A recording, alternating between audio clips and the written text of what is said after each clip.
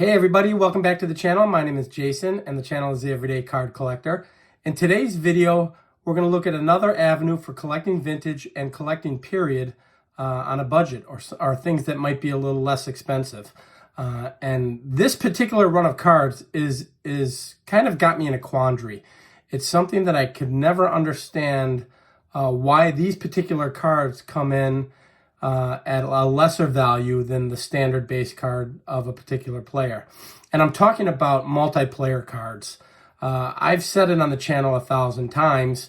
Multiplayer cards are a great way to get into vintage or collecting period on a budget, because for some reason they come in at a little more affordable price than the base card of a particular player.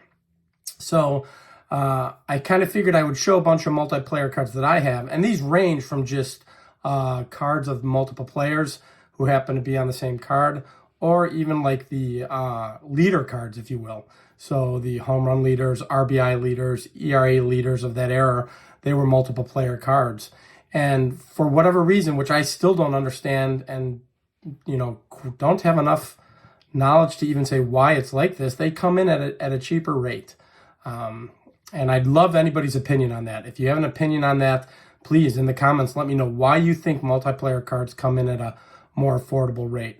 I think in recent years, people have picked up on that a little bit, so they're rising in prices. But, a perfect example is if you were to look at, I've got a dual player card that I'll show from the 1963 set of 2 Hall of Fame players. And that card is still cheaper than each one of their individual base cards within that set. So this is a great way to go if you're looking to collect Hall of Famers and you're on a budget. And I'm going to show all the way from modern all the way to vintage, guys. I'm going to show a bunch of cards here. I'll kind of try and rapid fire them because I really enjoy multiplayer cards. I think they're fantastic.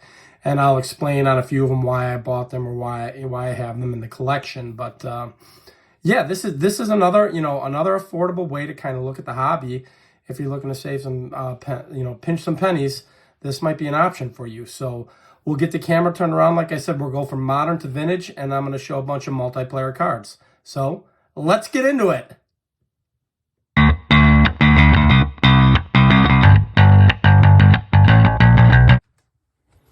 All right, guys. So like I said, we're going to show a ton of multiplayer cards here. I'm going to go from modern down to vintage.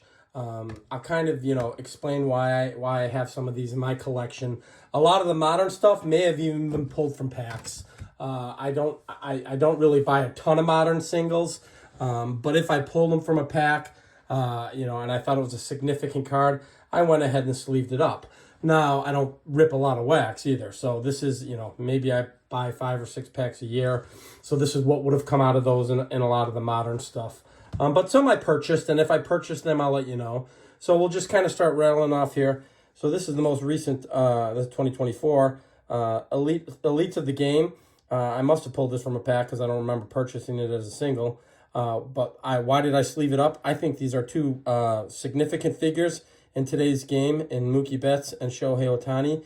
Obviously now they're teammates, but I really believe they are 2 players that are destined for the Hall of Fame and are very prominent in today's game. So to me, that's a cool card to have. You'll see a lot of these. I guarantee you a lot of these were pulled. League leader cards. Why would I sleeve this up? You've got Judge, Trout, and Alvarez. Just the bombers and bashers of today's game. I think Trout's a Hall of Famer. I think Judge has got the potential, depending on what he does in the next couple of years here. But I just think it's a cool card of 3 great players and 3 bombers of the ball right now. So I went ahead and sleeved that up. Here we got Miggy and Riley Green. I actually really, really love, obviously, I think Miggy's in, right? We all know that. And I think Riley Green's got a real bright future. So for that reason alone, I think it's worth kind of keeping this card in a not a one touch, in a top loader, and just taking care of it. And then we got a couple pairs of cards here that I love the Sapphires. There's Vladdy and Bichette, teammates, cool color match. Rivalry Love. You got Juan Soto and Ozzie Albies, 2 players I really enjoy, and this is one of those parallels. I don't know what you call this one because it's not a gold. These next 2 cards I purchased. I purchased them as singles. This one, MVP caliber, Shohei Ohtani, Mike Trout, gold.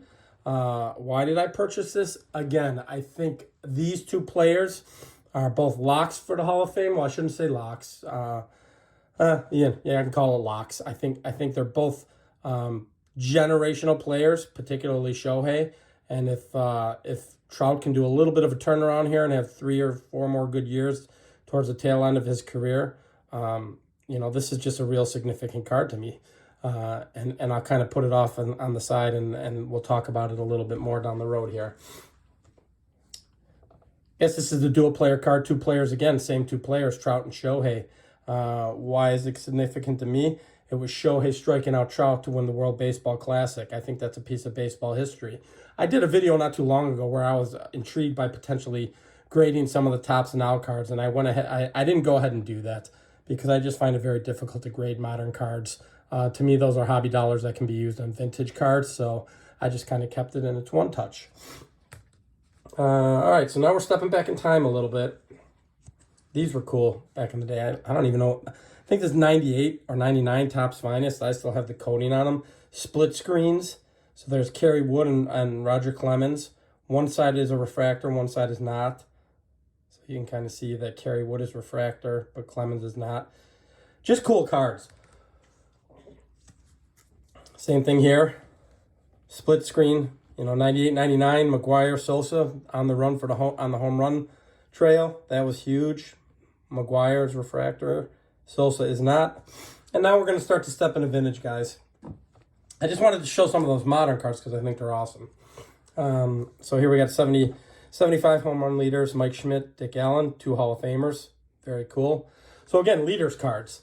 Leaders cards come in at a value in comparison to the base card of either one of those players, probably. So I just think they're great cards to have. Here's another one that's been on the channel, 69 batting leaders, 2 Hall of Famers, Yastrzemski and Oliva. Very cool card. Very inexpensive. I actually think I purchased this recently on eBay, and I think it was like $2 or $3. So another one. 3 Hall of Famers now, guys. Home run leaders. Now you got Ernie Banks, Richie Allen, and Willie McCovey. So that's a pretty cool card to have 3 Hall of Famers on it. And if it's coming at a fraction of the price of their base cards, why not? So now we'll get into like the vintage. I saved my graded, a couple graded ones for last. And I didn't grab them all, guys. I just grabbed a few. 59 Fence Busters, Eddie Matthews, Hank Aaron. Just an iconic card, right? Just a beautiful card. So I kind of compare this to this, right? Teammates. This card can end up being this card. 2 significant players in the game who have contributed drastically to their game currently, and could end up being as prominent as these guys. And quite honestly, these 2 guys might even be more prominent. And we'll get into that a little bit more. Keystone combo, huge Sox fan, as you know.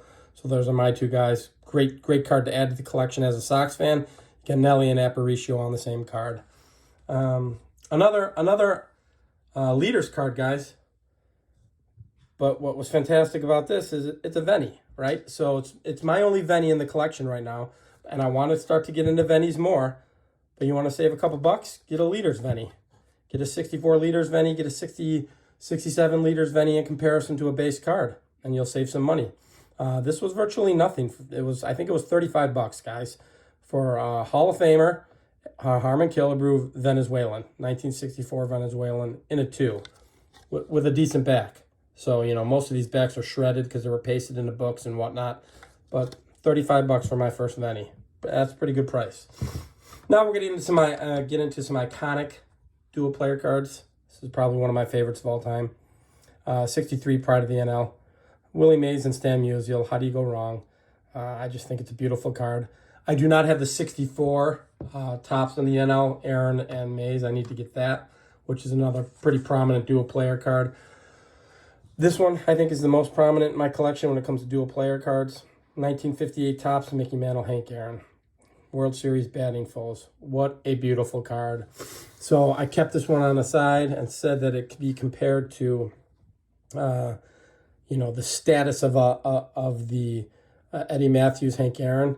There's potential for this card to be the same status of this card. I mean, I know that's very difficult to say, but I think when it's all said and done, Mike Trout and Shohei Ohtani are going to be generational players for their era. Maybe Mike the era before, the decade before, but Shohei's got 5 years. If he lights it up in the next 5 years like he's been doing, it's hard to deny his greatness. So we'll go ahead and put that one up there, and then I'll just kind of put the Trout Shohei Gold. Now for the record, guys, Trout Shohei Gold, I think I bought it a while ago. I think I paid $12 for that card, guys. Now, if it ends up being they're as iconic as these two gentlemen here, as Hank and Mickey, that was a well spent $12. So again, I always want to try and point out ways to collect where you're not breaking the bank. There's a lot of fantastic channels on YouTube, guys, and a lot of them are my friends and have amazing collections. But I want to stress, stay in your lane and enjoy the hobby for what it is. Not everybody has to be buying the big dollar cards. Buy what you can afford. And I'm hoping these videos are showing that you can go out there and afford some pretty cool stuff and it's not going to break the bank. That's what I'm trying to preach. That's what I preached on my last video with Undervalued Hall of Famers. And I just want to share that with everybody so that everybody has an understanding that they can get into the hobby as well, and you don't need tons of money to do it. So I hope you guys enjoyed this. If you did, please feel free to like and subscribe. Until the next video, guys, we'll talk then. And have a good rest of your weekend, everybody. Thank you. Bye-bye.